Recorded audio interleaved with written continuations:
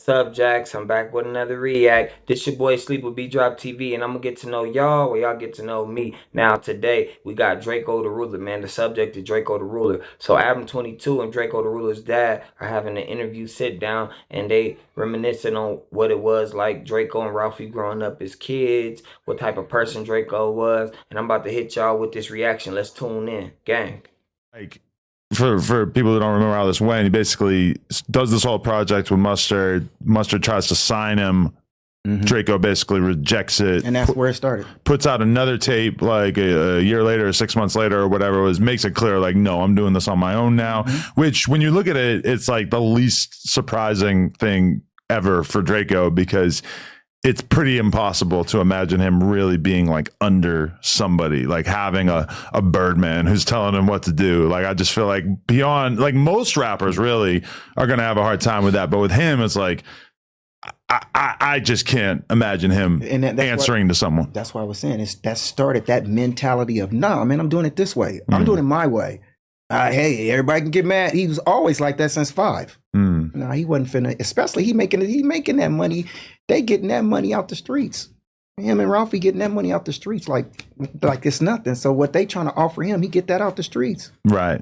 And I mean, think team out. Okay. Yeah. You know, like him being part of whatever Mustard has going on obviously is good promotion and stuff, but you're giving up a bunch of short-term profitability or for an advance, and then basically the promotion, which in a long run sense, it could be good, but also, like, you know, it's probably pretty wise of him to realize that he didn't have to do that. Right. True that. But he was always that type of person that he didn't want to be under nobody.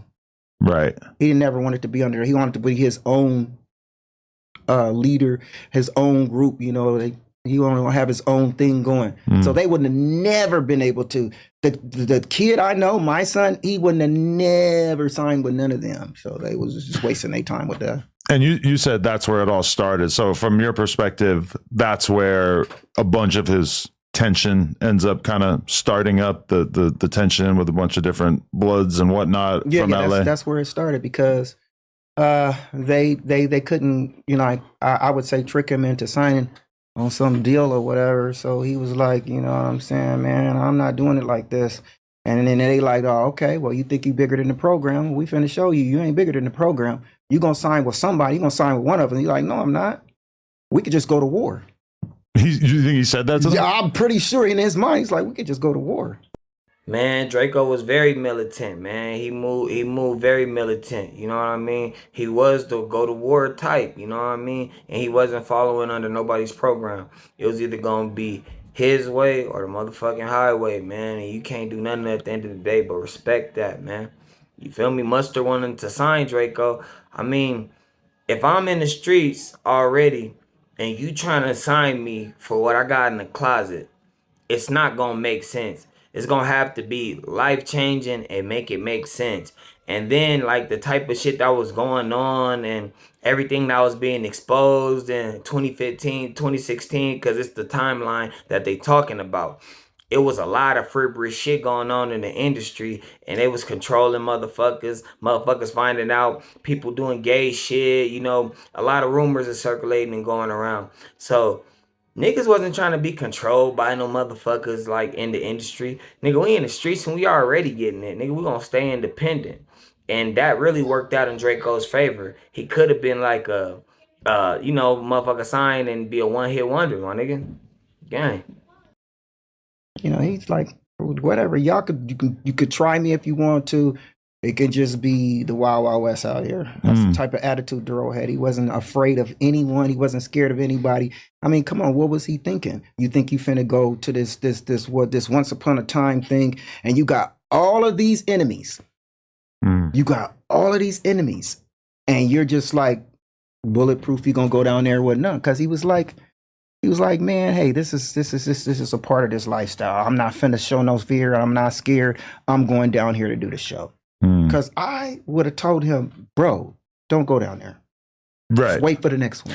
Right. Because, I mean, we're kind of jumping ahead here, but I mean, you know, when I heard the Inglewood diss, I remember thinking like, oh, this really doesn't seem like it's going to end well. No. But then for months after that, I'm seeing the way he's moving around. I'm seeing him when he's on Melrose, he's got security, when he's with, he's with certain people and stuff. And I'm like, okay, he seems like he's taking his security serious and moving around in the right way and everything.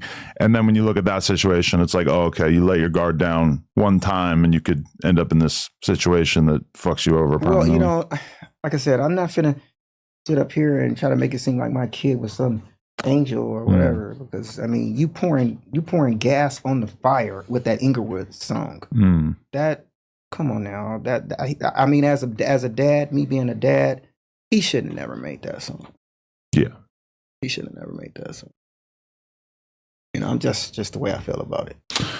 Yeah, I mean, the culture as a whole really promotes people who won't duck their shit or will always run towards any fight. But when you look at that situation, and he was that guy. Yeah, you just wish that he had a little bit more humility, a little bit more of a willingness to just take an L and say, okay, you know what, I'm not gonna diss you guys anymore. I'm just gonna leave this alone, and hopefully, as time goes by, maybe this could become less of a constant tension. Unfortunately, sometimes that grows with age. Yeah. And then the older you get, you don't have the energy for the drama. And so the older you get, the lesser amount of drama you want in your life. So then you start making different decisions like, nah, man, I'm cool. I'm gonna hold out on this one. He's young. This is a young, strong, energetic. No, I'm doing it my way. What? Okay, then y'all tripping. We tripping too. Okay, well then whatever. Catch me when you can. I'm gonna catch you when I can. But could he have been moving a little bit smarter? Could he have hired a little bit more security? Yeah. Could he have? But it's like, it's hard to say, man. When the motherfuckers around you is already snaking you out, bro, that makes it even hard to even fuck with an outsider. To bring somebody on the outside in when the circle is already fucked up. You can't even trust people that's close to you. How can you trust somebody outside the circle? It don't make no sense. There's a lot of people in cahoots with Drakeo's slaying, man. A lot of people in cahoots, but not only the Bloods, man. That's to throw everybody off. There was Crips involved in this shit too. Crips. There's Crips involved in this shit too. The nigga Money Monk was around Draco. As soon as Draco died, he started talking shit about him. 2 weeks before he died, they fell out with Draco. All his niggas fell out with him, and they know who the fuck they is.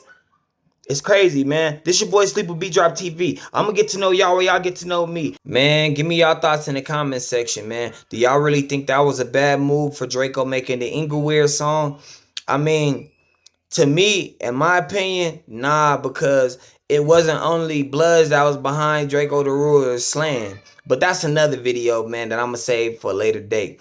But that's all we got time for today. Hit that like, comment, that subscription button, turn on the post notifications. Gang.